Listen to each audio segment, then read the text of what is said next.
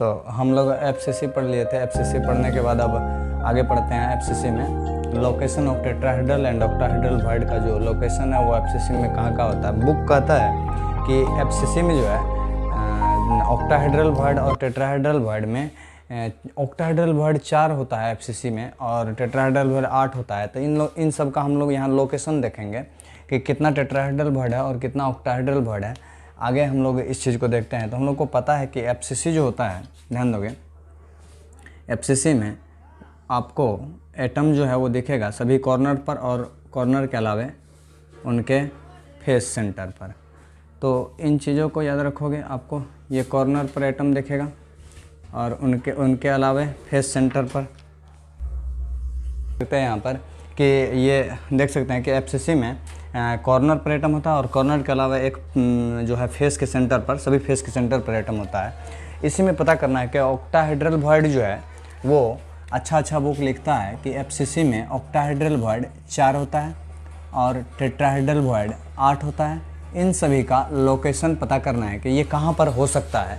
तो इन सब चीज़ों के लिए हम लोग एक चीज़ जानकारी ले लें कि ये इसको जान सकते हैं कि आप यहाँ समझ सकते हो कि टेट्राहेड्रल वॉइड और ऑक्टाहेड्रल वॉइड जहाँ भी होगा वहाँ पर खाली जगह ज़रूर बन रहा होगा। तो एक चीज़ यहाँ पर आप सोच सकते हो कि ये एटम जो है एफसीसी में एज वाला ये कॉर्नर वाला एटम जो है, एज के अलोंग कॉर्नर वाला एटम जो है ये एक दूसरे के कांटेक्ट में नहीं होता है। और जब कांटेक्ट में नहीं होगा तो ज़रूर इस बीच में खाली जगह बन रहा होगा। तो हम लोग एक चीज़ पता करते हैं कि ये एज जो है, ये साइड जो है भुजा के बीच में ये दोनों तो टच कर नहीं रहा है, तो यहाँ पर खाली जगह बनेगा। तो यहीं पर कोई ना कोई वॉइड पक्का ज़रूर बनेगा। तो इस वॉइड को हम लोग चेक करते हैं। हाँ, ध्यान दीजिएगा कि आप यहाँ देख सकते हैं कि हम लोग को इतना पता है कि कॉर्नर वाला एटम जो है कांटेक्ट में नहीं होता है एफसीसी में, और कांटेक्ट में नहीं होगा तो बीच में खाली जगह ज़रूर बन रहा होगा। तो इसी चीज़ को सोचते हुए हम लोग पता करते हैं कि ऑक्टाहेड्रल वॉइड है वहाँ पर या नहीं है, या टेट्राहेड्रल वॉइड कहाँ है। इन चीज़ों को पता करते हैं। तो इन चीज़ों के लिए हम लोग यहाँ पर ध्यान दोगे क्या कर रहे हैं, यहाँ पर हम फिगर बनाएंगे उनको। हाँ, तो अब आप ध्यान दीजिएगा कि यहाँ पर एक चीज़ और पता करते हैं कि ए डिस्टेंस पर जितना एटम है, मतलब ये साइड के अलोंग ये टच नहीं कर रहा है तो बीच में खाली जगह होगा, तो यहाँ भी वॉइड बन रहा होगा। तो एक चीज़ और ध्यान देके देखोगे कि इस फेस और इस फेस के बीच का डिस्टेंस भी ए ही होगा। तो ये एटम भी इस एटम को टच नहीं कर रहा होगा फेस के अलोंग, मतलब इस फेस वाले एटम उधर वाले फेस पर जो है वो टच में नहीं होगा। तो यहाँ पर भी खाली जगह बन रहा होगा। तो उन चीज़ों को हम लोग यहाँ पर लोकेट करते हैं। ध्यान दोगे कि एक एटम इधर से है और एक एटम ये है आपको इधर से, दोनों कांटेक्ट में नहीं है। कांटेक्ट में नहीं है तो यहाँ पर खाली जगह बनेगा। तो यहाँ पर हमने छोड़ दिया थोड़ा सा खाली जगह। ध्यान दोगे ये फेस वाला एटम और ये फेस वाला एटम दोनों, ये भी जो है ए डिस्टेंस पर होगा, तो इन दोनों के बीच भी खाली जगह बन रहा होगा क्योंकि ए डिस्टेंस पर है, टच नहीं कर रहा होगा। और सामने वाले फेस, ये तो हुआ डाउन फेस, अप फेस, ये राइट फेस, ये लेफ्ट फेस, एक फ्रंट फेस, एक बैक फेस। फ्रंट फेस पर ये एटम है और बैक फेस पर ये एटम है। तो ध्यान दोगे इस एटम और इस एटम के बीच में भी गैप होगा, खाली जगह होगा। तो आपको दिख रहा होगा यहाँ पर कि 6 एटम जो है आपको ये सभी फेस वाला एटम, इनके बीच में आपको ये एक खाली जगह दिख रहा होगा और यहीं जो है आपको एक वॉइड के जैसा ये बन गया है, ये खाली जगह होगा। तो ध्यान दोगे ये जो खाली जगह बना है ये कितना एटम के बीच में है, तो आपको दिख रहा होगा यहाँ पर कि ये जो है मिला के ये 6 एटम के बीच में। और हम लोग पढ़े हुए हैं कि 6 एटम के बीच में जो वॉइड बनता है खाली जगह, उसको ऑक्टाहेड्रल वॉइड बोलते हैं। तो एक ऑक्टाहेड्रल वॉइड तो पता चल गया कि एफसीसी में बिल्कुल बीच में होता है, मतलब उस बॉडी के बीच में। मतलब इसमें क्या है, ध्यान दोगे एक प्लेन बना सकते हो, 4 एटम इसमें एक प्लेन में है। इस फेस का, पीछे वाले फेस का, आगे वाले फेस का और ये फेस का जो एटम है फेस सेंटर पर वो एक प्लेन में है। मतलब उसको इस तरीक़ा से आप स्क्वायर बना सकते हो। स्क्वायर बनेगा कुछ इस तरीक़ा से, ये एक स्क्वायर बना रहा है और इस स्क्वायर के अप एक एटम है, ऊपर में ये एटम है और एक नीचे है। तो ये आपको बताए हुए हैं, ऑक्टाहेड्रल वॉइड समझाए हैं कि स्क्वायर बना के 4 एटम जो है एक प्लेन में रहता है, एक उसके ऊपर रख दीजिए आप स्क्वायर वॉइड के ऊपर और स्क्वायर वॉइड के नीचे, तो ये 6 एटम के बीच में आ जाएगा 3D फिगर में। तो ये ऑक्टाहेड्रल वॉइड हो जाएगा 3D में। हम लोग आगे बढ़ते हैं, इसमें और पता करते हैं कि ये जो एज दिख रहा है वहाँ पर भी क्या ऑक्टाहेड्रल बॉन्ड है। तो उस चीज़ को समझने के लिए फिर से हम एक बार इस फिगर को प्लॉट करेंगे। तो ध्यान दीजिएगा अब यहाँ पर आप कि हम लोग साइड पर पता करते हैं कि साइड पर भी एक तो बॉडी सेंटर पर ऑक्टाहेड्रल बॉन्ड मिला हम लोगों को, ये आपको हो जाएगा ओ भी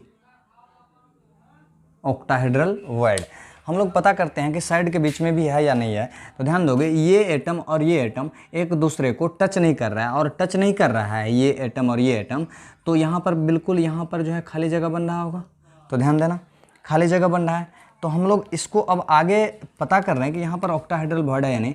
इस फेस के अलोंग उधर भी यूनिट सेल होगा। तो ध्यान दोगे इधर भी आपको दिखने वाला है आगे आगे यूनिट सेल में फेस, इस फेस पर, और ये जो है यहाँ पर भी आपको यहाँ पर एक एटम दिखेगा आगे वाले यूनिट सेल में, उसमें फेस पर जो एटम होगा वहाँ पर भी दिखेगा।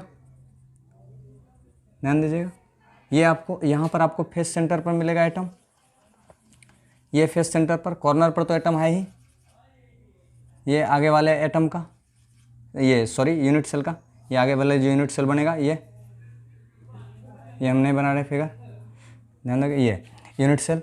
तो आपको यहाँ पर दिख रहा होगा कि ये एटम और ये एटम ये भी ए डिस्टेंस पर होगा, क्योंकि इधर से यहाँ a/2, यहाँ से यहाँ a/2, दोनों को जोड़ोगे तो ये ए आ जाएगा। ये दोनों भी कांटेक्ट में नहीं होंगे। एक और आपको दिख रहा होगा कि इसके ऊपर भी यूनिट सेल होगा,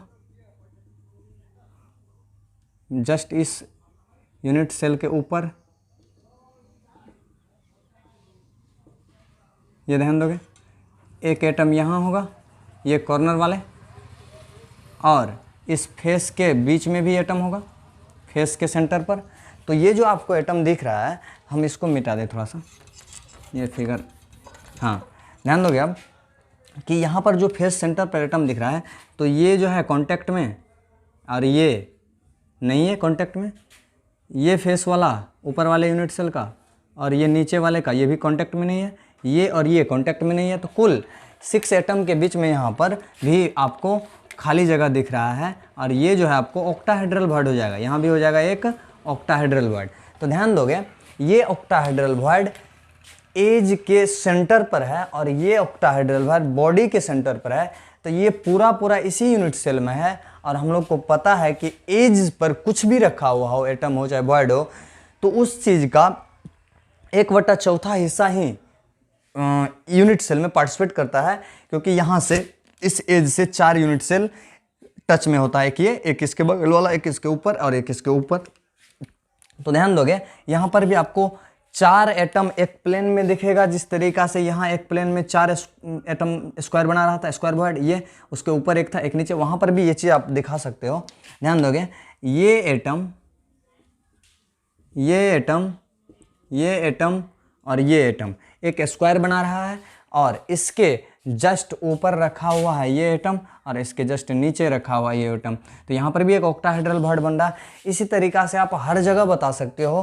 कहने का मतलब ये हो गया कि एक साइड पर हमने पता कर लिया, अभी सभी से साइड पर, यहाँ पर जितने 12 साइड होते हैं इसमें क्यूब में, सभी साइड के सेंटर पर एक एक ऑक्टाहेड्रल बॉन्ड होगा। हाँ, उसका पूरा हिस्सा इस यूनिट सेल में नहीं होगा, 1/4 ही होगा। तो हम लोग अब इसको क्या करते हैं, यहाँ पर लिख देंगे कि ऑक्टाहेड्रल बॉन्ड जो है कितना आ गया टोटल। तो यहाँ ध्यान दोगे लिखते हैं हम लोग number of octahedral bond per unit cell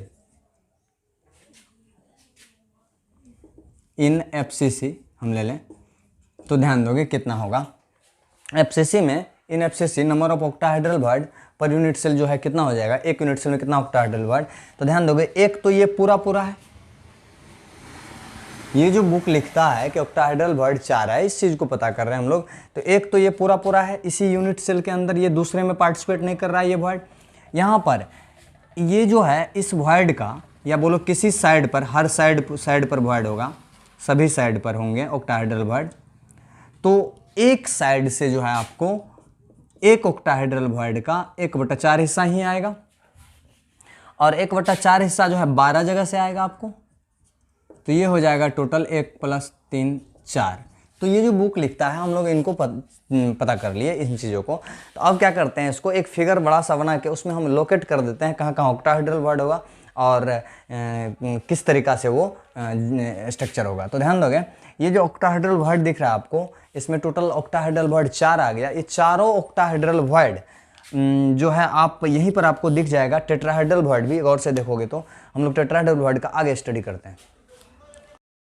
देख सकते हैं यहाँ पर कि ये ऑक्टाहेड्रल वर्ड जो है आपको यहाँ पर मिल जाएगा। यहाँ देखने को एक ये हो गया, तो एक octahedral word total number of in FCC जो है ऑक्टाहेड्रल वर्ड एक आया बीच बॉडी सेंटर पर, और 1/4 जो है सभी साइड से आएगा। तो 1/4 गुना 12 3 आ गया ऑक्टाहेड्रल। हम लोग पता करते हैं, अब ऑक्टाहेड्रल वर्ड पता हो गया, इसके बाद हम लोग पता करते हैं टेट्राहेड्रल वर्ड। टेट्राहेड्रल वर्ड जो वो 4 एटम के बीच बनेगा, तो उसका लोकेशन पता करते हैं। तो ध्यान दोगे, बुक लिखता है कि बॉडी डायगोनल पर, बॉडी डायगोनल जो होता है इस क्यूब का जो बॉडी डायगोनल है, 4 बॉडी डायगोनल होंगे।